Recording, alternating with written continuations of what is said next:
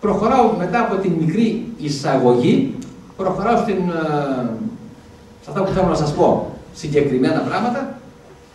Ένας από τους πρώτους που γράψανε για εξωγήινους πολιτισμούς ήταν ο Χόλμπεργκ το 1741 σε ένα βιβλίο του που στα λατινικά έχει τον τίτλο που βλέπετε με κόκκινα γράμματα, αλλά στα ελληνικά μεταφράζεται το υπόγειο ταξίδι του Νικόλα Πλίνη. Αυτός λοιπόν ήταν ο πρώτος που πρότεινε τη θεωρία της κούφια της κύλης γης, ότι υπάρχει μέσα στη γη ένα άλλο ηλιακό σύστημα με άλλους πλανήτες και άλλους κατοίκους, και η φαντασία του ήταν πολύ μεγάλη, γιατί ήταν, βλέπετε, άλλα όντα ήταν δέντρα και άλλα όντα ήταν μουσικά όργανα.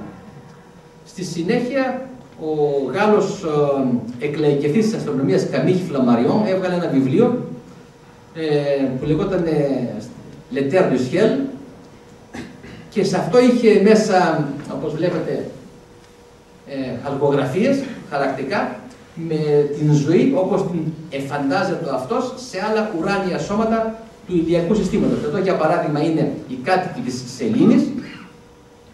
Εδώ αριστερά έχει τα κανάλια του Άρη. Ήταν την εποχή που πιστεύανε ότι αυτοί οι σκοτεινοί σχηματισμοί είχαν νερό. Και την ζωή στην Αφροδίτη, η οποία όντας πιο κοντά στον ήλιο ήταν πιο ζεστή. Γι' αυτό και είχε λίγο τροπικό κλίμα και κάνανε μπάνιο. Η ζωή στον Δία αριστερά, βλέπετε, ήξερε ότι ο Δίας είναι αέριος, γιατί μπορούσαν να εκτιμήσουν τη μάζα του Δία από την κίνηση των δορυφόρων γύρω από τον Δία. Μπορούσαν να εκτιμήσουν τις διαστάσεις του Δία από τις διαστάσεις του Ιδόλου στο τηλεσκόπιο, και με μια απλή διαίρεση έβγαινε ότι ο Δίας έχει πυκνότητα μικρότερη από την πυκνότητα του νερού. Άρα ήταν αέριος και οι κάτοικοι του έπρεπε να είναι έντομα, η πουλιά. Ο δε Ποσειδώνας, όπως βλέπετε δεξιά, ήταν ένας πολύ κρύος πλανήτης και τόσο μακριά από τον ήλιο. Είχαν όλα τη λογική τους. Μετά από τον Φλαμαριόν, ένας που άφησε εποχή στην φιλολογία περί εξωγηίνων ήταν ο Wells, ο οποίος έγραψε το βιβλίο του «Ο πόλεμος των κόσμων» στο τέλος του 19ου αιώνα. Από τότε ξεκίνησε και αυτή η ιστερία με τους Αριανούς που θα επιτεθούν στην γη. Αυτή η εικόνα είναι μία από τις εικονογραφήσεις της πρώτης έκδοσης του βιβλίου του, όπου είχαν στείλει ρομπότ και επιτέθηκαν στον Βρετανικό στόλο. Λοιπόν, στην σύγχρονη εποχή, για να πάμε στα καθημάς, ο Drake έγραψε το 1960 και παρουσίασε σε ένα συνέδριο το 1961 αυτή τη συνάρτηση που την ονομάζουν όλοι εξίσωση, που βλέπετε με λατινικούς χαρακτήρες, η οποία έχει πολύ πιο περιορισμένες φιλοδοξίες από τον τίτλο της ομιλίας μου. Αναφέρεται μόνο στο δικό μας γαλαξία και αναφέρεται μόνο στη δυνατότητα ραδιοεπικοινωνίας με άλλους πολιτισμούς.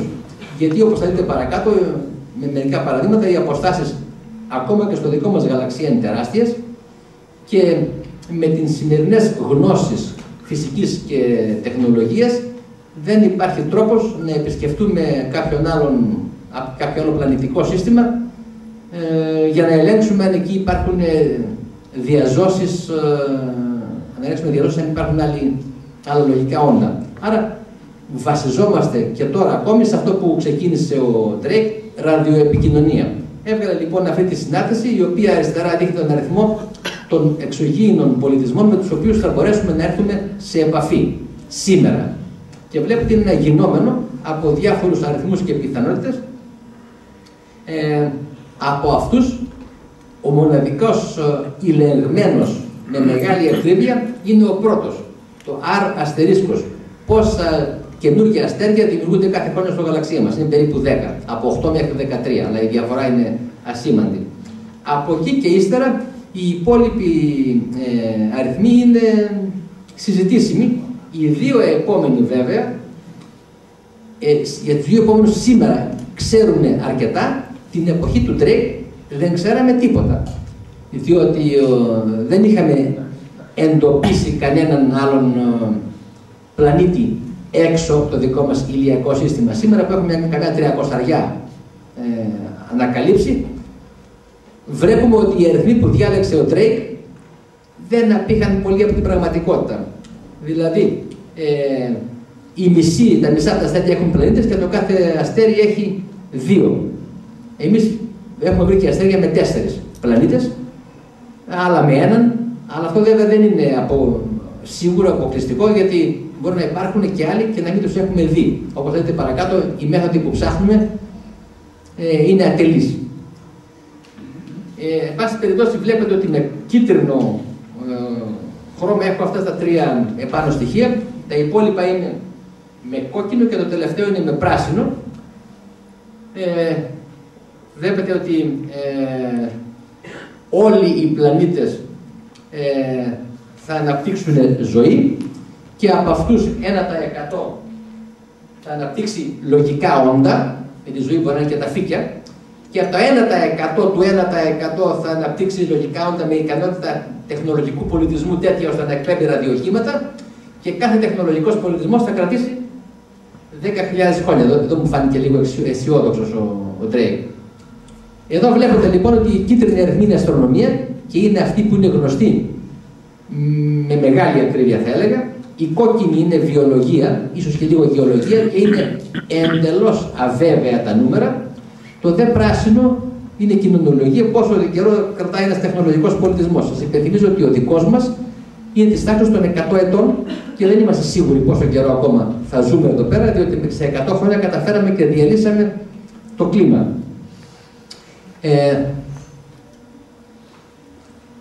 Τα υπόλοιπα σας τα είπα στην προηγούμενη διαφάνεια. Πάμε εδώ πέρα λοιπόν.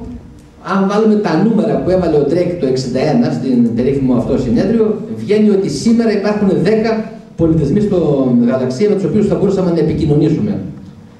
Υπάρχει η απεσιόδοξη προσέγγιση που βλέπετε από κάτω, η οποία καταλήγει ότι έχει έναν αριθμό 0,05, που πρακτικά είναι 0. Σημαίνει ότι είμαστε μόνοι μας σήμερα στο γαλαξία. Η αισιόδοξη προσέγγιση βγάζει 5.000 και τα νούμερα που είναι οι καλύτερες εκτιμήσεις σήμερα βγάζουν 2,3, που δεν είναι πολύ αισιόδοξο για έναν γαλαξία που έχει περίπου 200 δισεκατομμύρια αστέρια. Τώρα, επειδή πιστεύουμε ότι παρόλα αυτά το 2 το πιστεύουμε, το 3 το πιστεύουμε, κάτι θα υπάρχει στο γαλαξία. Το 1974 στείλαμε ένα ραδιομήνυμα με το ραδιοτηλεσκόπιο του Αρεσίμπο προς το Σμήνος M13, που έχει 100.000 αστέρια, θα έλεγε κανείς. Μεγάλη πιθανότητα να υπάρχουν πλανήτες σε αυτά τα αστέρια, είναι όλα συγκεντρωμένα, άρα με ένα σπάρο κυνηγάμε πολλά τριγώνια, αλλά βλέπετε ότι αν υπάρχουν λογικά όντα θα λάβουν το ραδιομήνυμα που βλέπετε στο αριστερό μέρος το 26.974 μετά Χριστόν. Και αν το καταλάβουν αμέσως και απαντήσουν αμέσως, εμείς θα πάρουμε την απάντηση στο 51.000 τόσο. Αν είναι κάποιος ζωντανός να το καταγράψει. Αριστερά βλέπετε το μήνυμα, είναι πάρα πολύ ενδιαφέρον. Έχει επάνω πληροφορίες για τα ατομικά στοιχεία, το DNA με μπλε, τον άνθρωπο από κάτω, με κίτρινα είναι το ηλιακό σύστημα και με πιο ψηλό θέση είναι ο πλανήτης μας Γη, και κάτω είναι το παραβολικό κάτωπτρο του ραδιοτηλεσκοπίου, με το οποίο στάλει το μήνυμα.